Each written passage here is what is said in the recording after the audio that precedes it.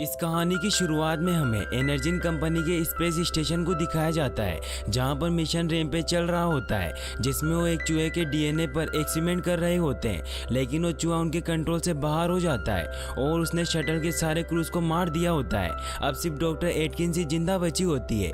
वो eject capsule की तरफ जाती है, लेकिन वो लॉक होता है। तभी उसे कमांड दी जाती है कि हम गेट को तभी खोलेंगे जब तुम लैब में जाकर उन सभी डीएनए सैंपल स्कैन को सेफली लेकर आओगी। तो एटकिंस मजबूरी में लैब में जाना पड़ता है, जहां वो 3 सैंपल कैन को बैग में रख लेती है। लेकिन तभी वो चूहा उसे मारने के लिए उसकी तरफ आने लगता है। तो एटकिंस उससे बचते हुए स्पेस क्राफ्ट में पहुंच जाती है और स्पेस स्टेशन के ब्लास्ट होने से पहले ही वो वहां से निकल जाती है। लेकिन जैसे ही उसका स्पेस क्राफ्ट धरती के ऑर्बिट में पहुंचता है तो स्पेस क्राफ्ट ब्लास्ट हो जाता है। वहीं फिर हमें सैन डिएगो में डेविस को दिखाया जाता है, जो अपने सभी साथियों के साथ सैन डिएगो की वाइल्ड लाइफ सेंचुरी में जा रहा होता है, क्योंकि डेविस एक प्रीमेटोलॉजिस्ट होता है जो गोरिल्लास को ट्रेन करता है। वाइल्ड लाइफ सेंचुरी में अभी एक नया गोरिल्ला को लाया हुआ होता है, जिसका नाम बाओ होता है, जिसे डेविस की टीम ने शिकारियों से बचाया होता है। डेविस उसे कंट्रोल करने की कोशिश करता है और वो डेविस की बात मानने लग जाता है। तब यहाँ जॉर्ज आ जाता है। जॉर्ज एक अल्बाइनो गोरिल्ला होता है, जो अपनी नस्ल का आखिरी गोरिल्ला होता है। कॉनर बाओ को देखकर डरने लग जाता है, क्योंकि कॉनर वाइल्ड लाइफ सेंचुरी में पहली बार आया होता है। डेविस उसे अपनी जगह से हिलने से मना करता है, लेकिन फिर भी कॉनर डर के मारे वहां से भागने लग जाता है, जिसकी वजह से बाओ गुस्सा होकर कॉनर के पीछे पड़ जाता है। वो कॉनर को मारने वाला होता है कि तभी वहां जॉर्ज आकर उसे बचा लेता है। जॉर्ज बहुत ही मजाकिया होता है, इसलिए वो कॉनर को और ज्यादा डराने लग जाता है। डेविस समझ जाता है कि वो मजाक कर रहा है। डेविस जॉर्ज को इशारों में समझाता है कि कॉनर यहाँ पर नया है, इसीलिए तुमसे डर रहा है। डेविस जॉर्ज को समझाता है कि तुम्हें बाओ के साथ अच्छी तरीके से पेश आना चाहिए और उसका एक परिवार की तरह ख्याल रखना चाहिए, क्योंकि वो अभी एक बच्चा है और शिकारियों ने उसके पूरे परिवार को मार दिया था। इसीलिए मैं चाहता हूँ कि तुम उसे अपना लो और उसका एक परिवार की तरह ख्याल रखो। जॉर्ज डेविस की बात मान लेता है और उससे प्रॉमिस करता है। वहीं फिर हमें रात को दिखाया जाता है कि उस स्पेस क्राफ्ट के पार्ट्स जमीन पर गिर रहे होते हैं और इनमें वो तीनों सैंपल कैन्स भी होती है, जिनमें से एक sample can wild life sanctuary में जाकर गिरती है।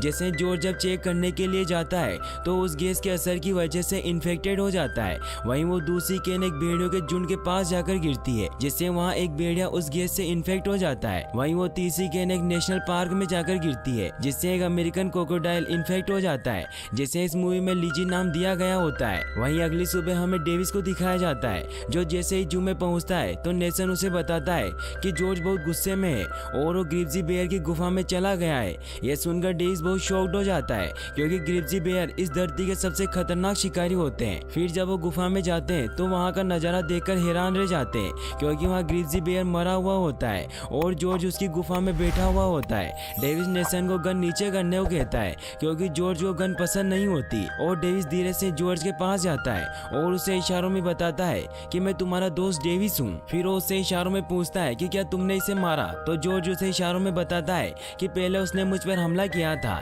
इसीलिए मैंने उसे मार दिया। फिर जब जॉर्ज बाहर आता है तो डेविस उसे देखकर शॉक्ड हो जाता है, क्योंकि उसकी साइज काफी ज्यादा बढ़ चुकी होती है। डेविस जॉर्ज को शांत करता है, जिससे जॉर्ज वापस गुफा में जाकर बैठ जाता है। तभी उन्हें कॉनर का कॉल आता है और वो उन्हें जल्दी से गोरेला एरिया में बुलाता है। वो उसी जगह पर पहुंचते हैं जहां पर वो सैंपल कैन गिरी होती है। कॉनर उन्हें बताता है कि जब हम सुबह राउंड पर थे तो हमें यहाँ पर जले हुए पत्ते और ये अजीब सी चीज दिखाई दी। फिर डेविस जब उस चीज को बाहर निकालता है तो उन्हें कुछ समझ नहीं आता कि ये चीज क्या है, इसीलिए डेविस उसे एक बैग में रख लेता है। वहीं फिर हमें शिकागो में एनर्जिन कंपनी के सीईओ ब्रेड और क्लेयर को दिखाया जाता है, जो दोनों भाई बहन होते हैं और उन्होंने ही ज्यादा पैसे कमाने के लिए मिशन रैम्पेज को चलाया होता है। ब्रेड बहुत ज्यादा गुस्सा होता है, क्योंकि उनका स्पेस में चल रहा मिशन रैम्पेज फेल हो चुका होता है। तो क्लेयर उसे बताती है कि धमाके से पहले ही एटकिन सैंपल लेकर निकल चुकी थी। भले ही उसका स्पेस क्राफ्ट क्रैश हो गया, पर सैंपल के कैन किसी भी धमाके को सह सकते हैं। और अभी हमें न्यूज मिली है कि सगन वायोमी में एक उल्का को धरती पर गिरते हुए देखा गया है, इसीलिए हमें सिर्फ उसे ढूंढकर हासिल करना है, जिसे बेचकर हम खरबों रुपए कमा सकते हैं। तो ब्रेड उसे कहता है कि हमें जल्दी से उस सैंपल कैन को ढूंढना होगा, क्योंकि अगर हमसे पहले उसे किसी ने ढूंढ लिया तो हम पकड़े जाएंगे, क्योंकि हम पैसे कमाने के लिए ये एक्सपेरिमेंट स्पेस में कर रहे थे,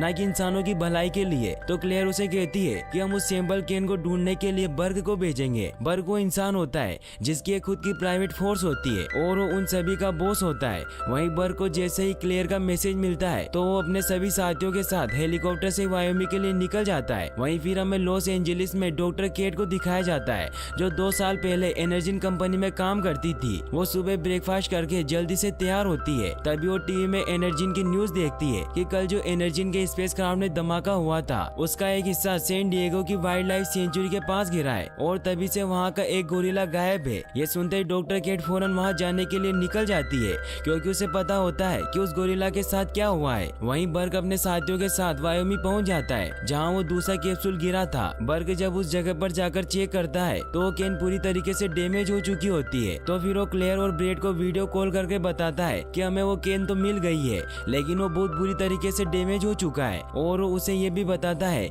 कि यहाँ के सारे वुल्फ्स को किसी ने मार डाला है, जिससे क्लेयर समझ जाती है कि कोई वुल्फ उस सैंपल के असर में हो चुका है। इसीलिए वो बर्ग को ऑर्डर देती है कि मुझे वो वुल्फ जिंदा या मुर्दा चाहिए। वहीं फिर हमें डेविस को दिखाया जाता है जहां उन्होंने जॉर्ज को अपने ऑफिस में छुपा कर रखा होता है और एनिमल कंट्रोल वालों को भी इसके बारे में कुछ पता नहीं होता। जॉर्ज के शरीर में हुए बदलाव को जानने के लिए डेविस उसका चेकअप भी करवाता है, जिससे उन्हें पता चलता है कि जॉर्ज के शरीर में किसी चीज की मिलावट हो गई है जिससे उसकी ग्रोथ बहुत तेजी से बढ़ रही है।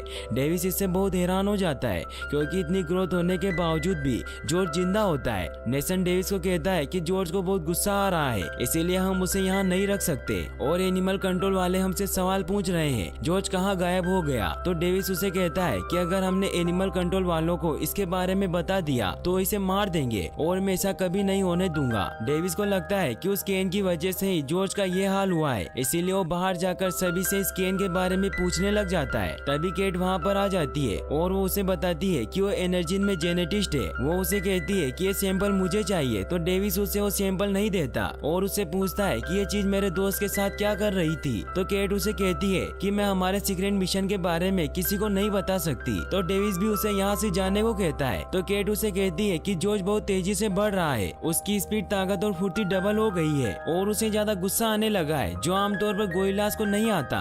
ये सुनकर डेविस उसे जॉर्ज के पास लेकर जाता है जहाँ वो उसे बताता है कि ये कल रात 250 किलो का था लेकिन आज सुबह 1000 किलो का हो गया। जॉर्ज डेविस से इशारों में बात कर रहा होता है। ये देख केट हैरान होती है तो डेविस उसे कहता है कि हाँ, ये इशारों में बात कर सकता है और अभी ये भूखा है। फिर वो जॉर्ज के लिए खाना मंगवाता है और फिर वो केट को बताता है कि कल रात इसने ग्रिप्जी बेयर को मार डाला और अब तुम मुझे ये बताओ कि ये सब कैसे हुआ। तो फिर केट उसे बताती है कि ये सब क्रिस्पर की वजह से हुआ है। क्रिस्पर जेनेटिक एडिटिंग को कहा जाता है जिसमें दूसरे जानवर के जीन को यूज करके दूसरे जानवर को बनाया जाता है। फिर वो उसे बताती है कि हमने क्रिस्पर की मदद से सबसे पहले इस डीएनए में शार्क का जीन मिलाया क्योंकि शार्क की ग्रोथ कभी नहीं रुकती और लगातार बढ़ती जाती है। फिर हमने उस डीएनए में ब्लू व्हेल, बीटल और चीता का जीन मिलाया जिसकी वजह से अब ये गोरिल्ला इतना ज्यादा खतरनाक हो गया है कि इसने ग्रिप्जी बेयर को भी मार दिया। फिर वो उसे ये भी कहती है कि सिर्फ मैं हूँ जो जॉर्ज को सही कर सकती हूँ क्योंकि मैंने एक ऐसा सिस्टम तैयार किया है जो किसी की बॉडी में मौजूद डीएनए के हर रेशे में बहुत तेजी से पूरा बदलाव लाता है जिसकी मदद से हम जॉर्ज को सही कर सकते हैं। तभी जॉर्ज खाना न मिलने की वजह से बहुत गुस्सा होने लग जाता है और वो पिंजरे को तोड़ने लग जाता है। केट उस पिंजरे के नीचे आने वाली होती है कि तभी डेविस उसे बचा लेता है। डेविस सभी को यहाँ से बाहर भागने को कहता है। जॉर्ज सभी गेट को तोड़ता हुआ बाहर निकल जाता है।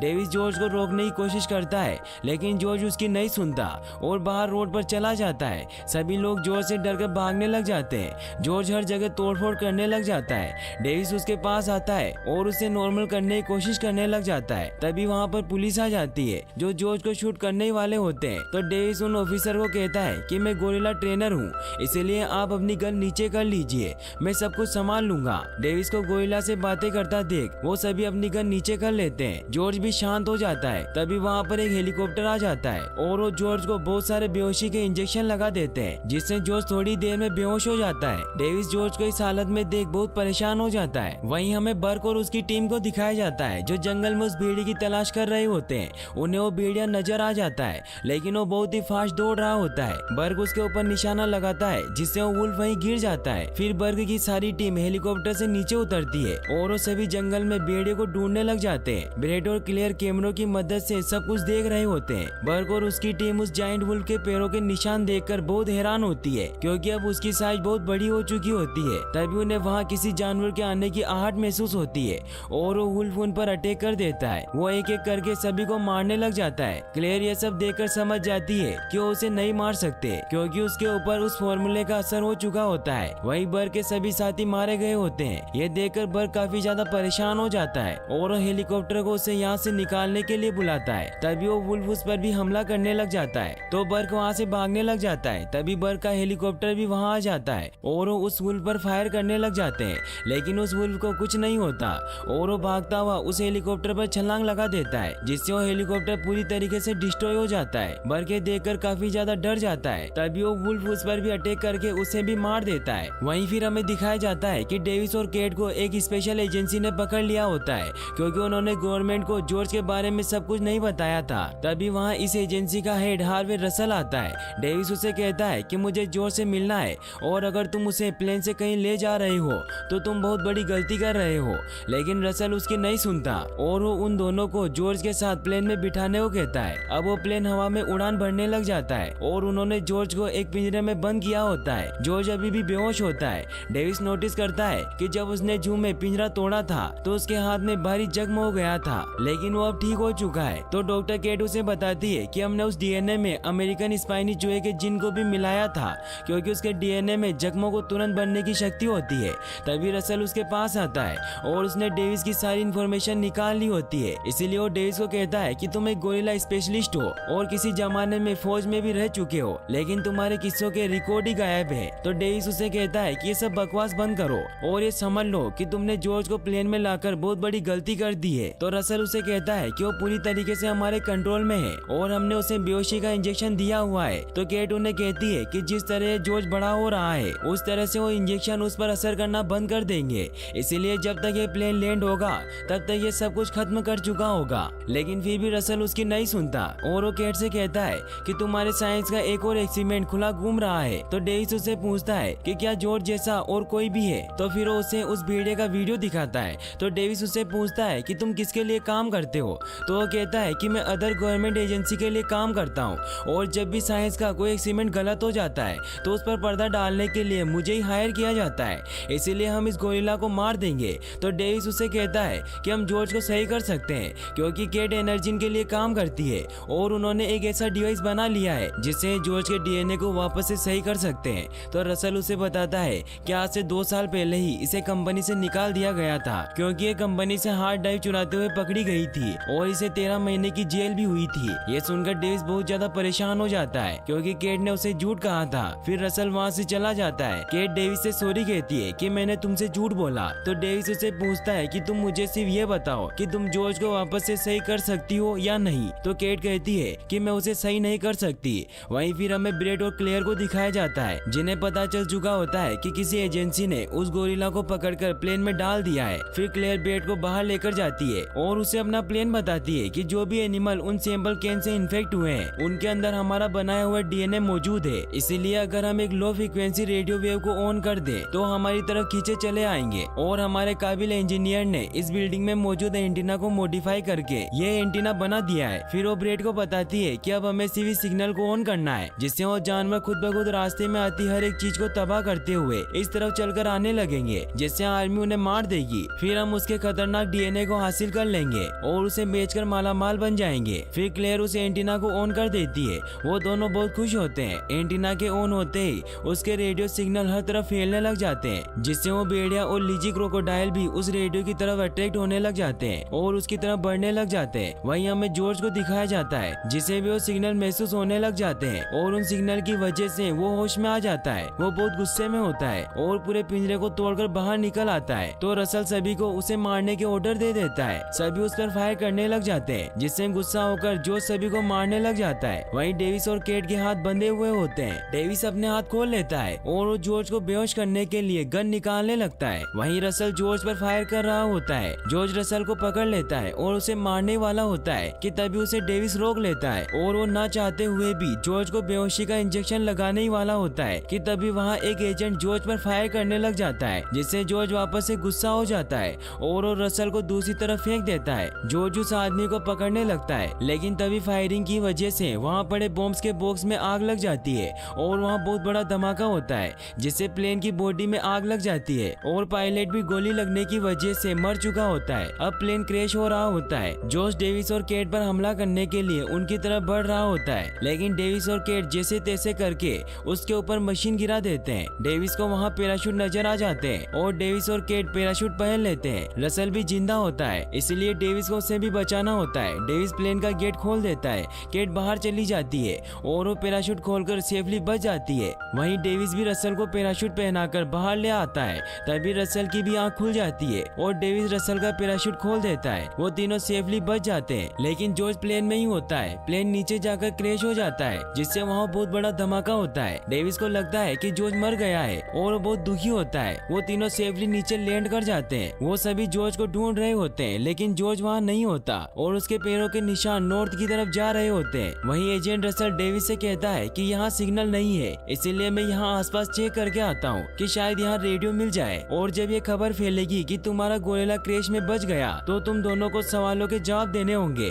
और फिर वो डेविस को उसे बचाने के लिए थैंक्स कहता है। वहीं हमें क्लेयर को दिखाया जाता है, जहाँ FBI उनकी कंपनी को चेक करने आई होती है, क्योंकि उन्हें शक होता है कि उन्होंने ये खतरनाक एक्सपेरिमेंट किया होता है। FBI पूरे लैब को चेक करने लग जाती है, लेकिन क्लेयर खुद को बचाने के लिए सारा इल्जाम डॉक्टर केट पर डाल देती है। वो FBI एजेंट को कहती है कि हम केट की फाइल को चेक करवा रहे हैं, क्योंकि बदकिस्मती से हमें अब जाकर पता चला है कि वो हमारी लैब में किस तरह खतरनाक एक्सपेरिमेंट करती थी। वहीं फिर हमें डेविस को दिखाया जाता है, जो केट से बहुत नाराज होता है। इसीलिए वो उसे कहता है कि तुम एक इंसान हो, इसीलिए तुमने अपने मतलब के लिए मुझसे झूठ बोला। तो केट उससे पूछती है कि तुम इंसानों से इतनी नफरत क्यों करते हो। तो डेविस उसे कहता है कि मैं दुनिया भर में जंगें लड़ चुका हूँ, इसीलिए मैं इंसानों की फितरत से अच्छी तरह वाकिफ हूँ। वो किसी भी चीज को हासिल करने के लिए किसी भी हद तक गिर सकते हैं। तो केट उसे कहती है कि सब इंसान एक जैसे नहीं होते। तो डेविस उसे बताता है कि जॉर्ज एक शिकारी की गाड़ी के नीचे छिपा हुआ था और जब मेरी टीम वहां पहुंची तो शिकारी जॉर्ज की मां के टुकड़े टुकड़े कर रहे थे ताकि उसे बेचकर पैसे कमा सके। छोटा सा जॉर्ज कभी भी जिंदा नहीं बच सकता था, क्योंकि अल्बाइनो गोरिल्ला ब्लैक मार्केट में बेशकीमती है, इसीलिए मैं उसे अपने साथ ले आया। और फिर केट उससे पूछती है कि उन शिकारियों का क्या हुआ। तो डेविस उसे कहता है कि मैंने उन सबको मार डाला।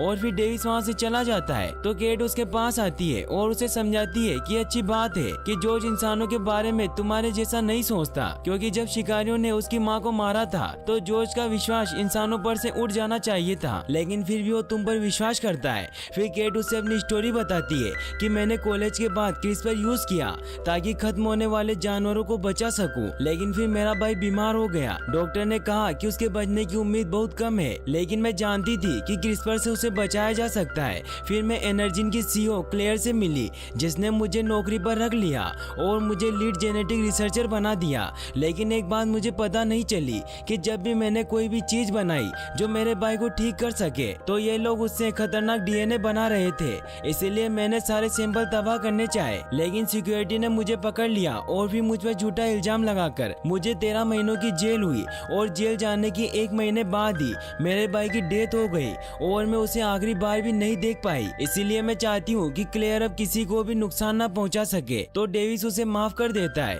और अब वो अच्छे दोस्त बन जाते हैं। तभी उन्हें लेने के लिए हेलीकॉप्टर भी आ जाते हैं। फिर उन्हें एयरफोर्स बेस में लेकर जाते हैं, जहाँ कर्नल गोरिल्ला और वुल्फ पर अटैक करने की प्लानिंग कर रहा होता है, क्योंकि अब वो शिकागो से 87 किलोमीटर ही दूर होते हैं। तभी डेविस उन्हें कहता है कि दोनों जानवर एक साथ कभी भी एक डायरेक्शन में नहीं दौड़ते। तो कर्नल रसल से पूछता है कि ये दोनों कौन है। तो रसल बताता है कि ये उस गोरिल्ला का ट्रेनर है। तो कर्नल बहुत गुस्सा हो जाता है और रसल को कहता है कि एक मिलिट्री ऑपरेशन है। तो रसल उसे समझाता है कि इन दोनों के अलावा उन्हें अच्छी तरीके से कोई भी नहीं जानता। डेविस उन्हें कहता है कि ये अब नॉर्मल वुल्फ और गोरिल्ला नहीं रहे, क्योंकि अगर ऐसा होता तो एक दूसरे पर हमला करते, लेकिन ये दोनों एक ही जगह पहुंचने के लिए सीधी लाइन में भाग रहे हैं। तो कर्नल उनसे पूछता है कि वो शिकागो क्यों जा रहे हैं। तो केट उन्हें बताती है कि एनर्जिन कुछ ऐसे सिग्नल भेज रहा है जिसे रोकने के लिए ये दोनों उस तरफ बढ़ रहे होते हैं। इसीलिए डेविस उन्हें कहता है कि आपको शिकागो शहर खाली करवाना होगा, क्योंकि ये किसी भी बॉम्ब के अटैक से नहीं रुकेंगे। लेकिन कर्नल उसकी बात नहीं सुनता और तभी उसे FBI का मैसेज मिलता है और उन्हें कहता है कि FBI ने हमें तुम्हें यही रोकने को कहा है, क्योंकि वो तुमसे कुछ पूछताछ करना चाहती है। फिर कुछ ऑफिसर उन्हें पकड़कर बाहर ले जाते हैं। केट डेविस से कहती है कि फायरिंग उन्हें ज्यादा देर तक नहीं रोक पाएगी, इसीलिए हमें शिकागो पहुंचना होगा। फिर वो दोनों वहां से भागने लग जाते हैं। तो 2 कमांडो उन्हें रोकने लगते हैं। तो डेविस उन दोनों को बेहोश कर देता है और अब उन्हें एक हेलीकॉप्टर की जरूरत होती है जिसके आसपास एक भी कमांडो ना हो। तो केट उसे कहती है कि एक ऐसा हेलीकॉप्टर इनके हॉस्पिटल के बाहर जरूर होगा। फिर वो दोनों उस तरफ जाते हैं जहाँ हेलीकॉप्टर खड़ा हुआ होता है। तभी वहाँ रसल आ जाता है और डेविस को लगता है कि वो वहाँ उन्हें रोकने के लिए आया है, इसीलिए इसीलिए उसे समझाने लग जाता है कि तुम्हें पता है कि जॉर्ज ने प्लेन की क्या हालत की थी और ये लोग इस बात को समझ नहीं पा रहे हैं, इसीलिए हमें ही कुछ करना होगा। तो केट उसे कहती है कि क्लेयर कोई भी ऐसा हथियार नहीं बनाएगी जिसे वो कंट्रोल ना कर सके, इसीलिए एनर्जी में इसका एंटीडोट जरूर होगा जो इन जानवरों के बदलाव को रोकेगा। रसल भी उनका साथ देता है और फिर वो उसे हेलीकॉप्टर की चाबी देता है और कहता है कि एनर्जी का पर्दाफाश करने के लिए मैं तुम्हारे साथ हूँ। फिर वो दोनों हेलीकॉप्टर लेकर शिकागो के लिए निकल जाते हैं। वहीं कर्नल गोरिल्ला और वुल्फ पर फायरिंग करवा रहा होता है, लेकिन उन्हें कुछ नहीं होता और उन सभी कमांडो पर गोरिल्ला और वुल्फ हमला करके उन्हें मार देते हैं। ये देखकर कर्नल शिकागो शहर को खाली करवाने के ऑर्डर दे देता है। रसल भी इसकी खबर डेविस को दे देता है। डेविस और केट भी शिकागो पहुंच चुके होते हैं जहां लोग शहर को खाली कर रहे होते हैं,